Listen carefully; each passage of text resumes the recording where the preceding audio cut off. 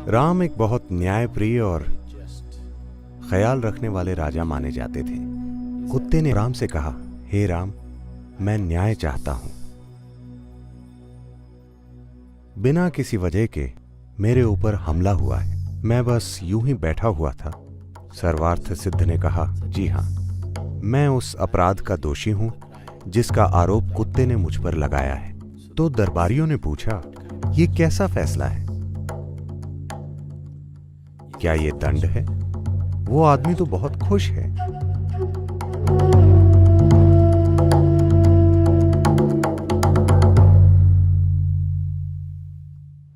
राम एक बहुत न्यायप्रिय और ख्याल रखने वाले राजा माने जाते थे।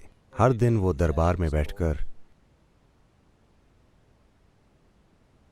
लोगों की समस्याएं सुलझाने की कोशिश करते थे। तो एक दिन के अंत में शाम को जब वो दरबार की कार्यवाहियों को खत्म करने वाले थे, जब उन्होंने सभी लोगों के साथ काम पूरे कर लिए, तब उन्होंने अपने प्रति गहरा समर्पण रखने वाले भाई लक्ष्मण से कहा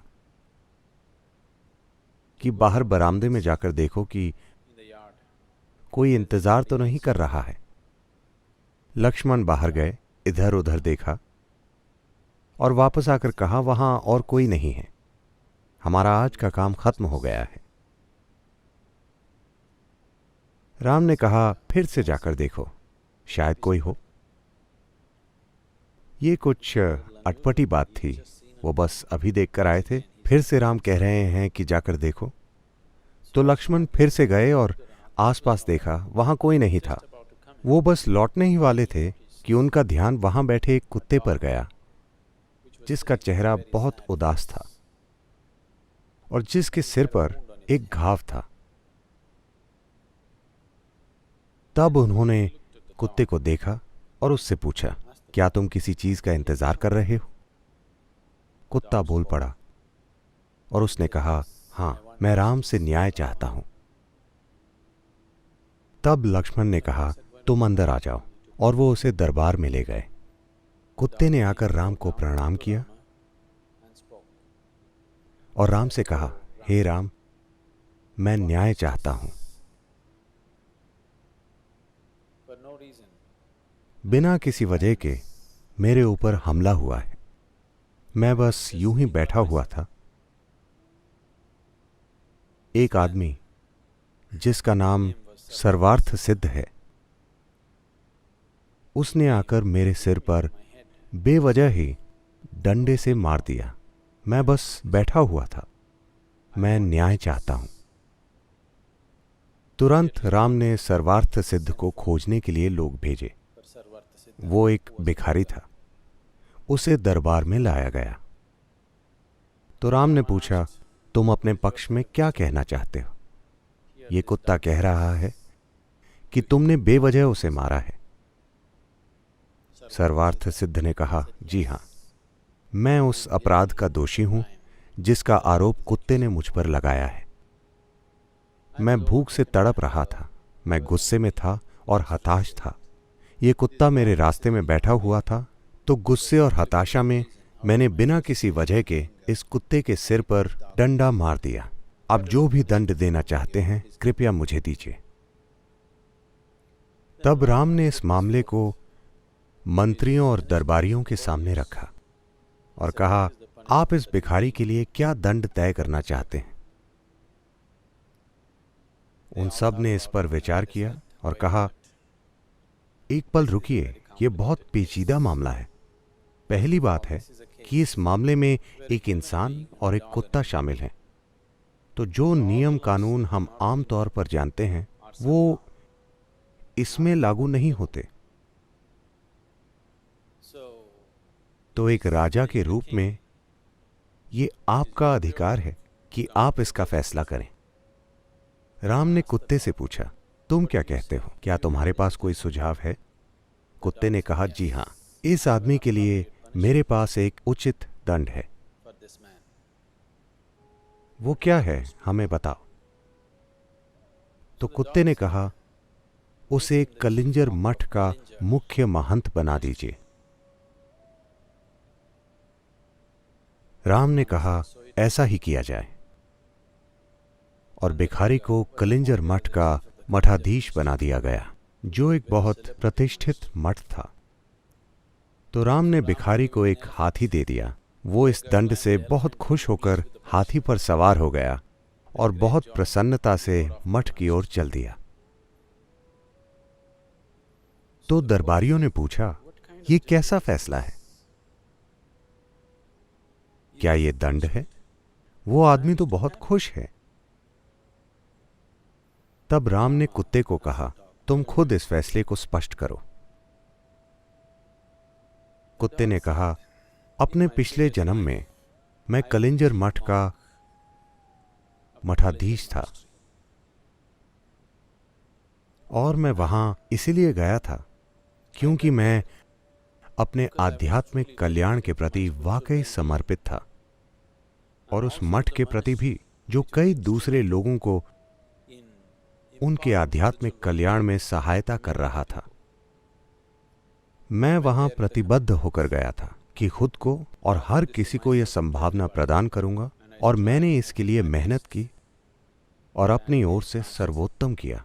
लेकिन जैसे जैसे दिन गुजरते गए, धीरे धीरे मेरे मन के दूसरे विचार कभी कभार मुझ पर हावी होने लगे। अधिकतर तो मैं अपने लक्ष्य पर टिका रहता था, लेकिन कभी कभार वो मुझ पर हावी हो जाते थे। मुख्य महंत बनने के साथ साथ मुझे जो नाम और प्रसिद्धि मिली, उसने मुझ पर प्रभाव डाला। कई बार मेरे बजाय मेरा अहंकार काम करने लगता था। कई बार मेरे पद के कारण लोगों द्वारा दी गई सरल सी पहचान से मुझे अच्छा लगने लगता था।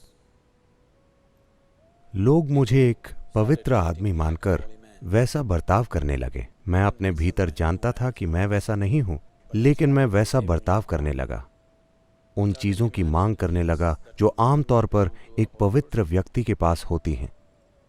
मैंने खुद को अपने संपूर्ण रूपांतरण की ओर प्रतिबद्ध नहीं किया, लेकिन वैसा होने का दिखावा करने लगा, और वैसे भी लोगों ने मेरा साथ दिया। ऐसी चीजें हुई, और खुद के आध्यात्मिक कल्याण के प्रति और अपने आसपास के लोगों के प्रति मेरी प्रतिबद्धता धीरे धीरे कम हो गई। कई मौकों पर मैंने खुद को मार्ग पर वापस लाने की कोशिश की, लेकिन अपने चारों ओर मौजूद जबरदस्त पहचान में मैं कहीं खो गया था। और ये सर्वर्थ सिद्ध, इस भिखारी के अंदर गुस्सा है, इसमें अहंकार है, इसमें हताश होने की क्षमता है। तो मैं जानता हूं कि वो खुद को दंड देगा जैसे मैंने दिया, तो ये उसके लिए सबसे अच्छा दंड है। उसे कलिंजर मठ का मठाधीश बनने दीजिए।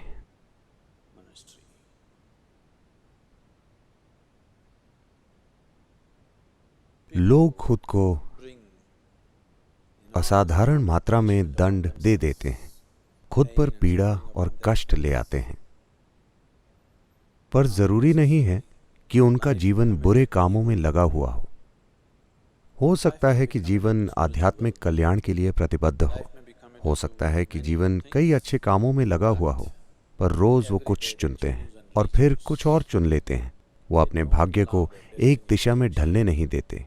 वो लगातार मार्ग से गिरकर और वापस आकर, गिरकर और वापस आकर खुद को अस्थिर बनाते रहते हैं।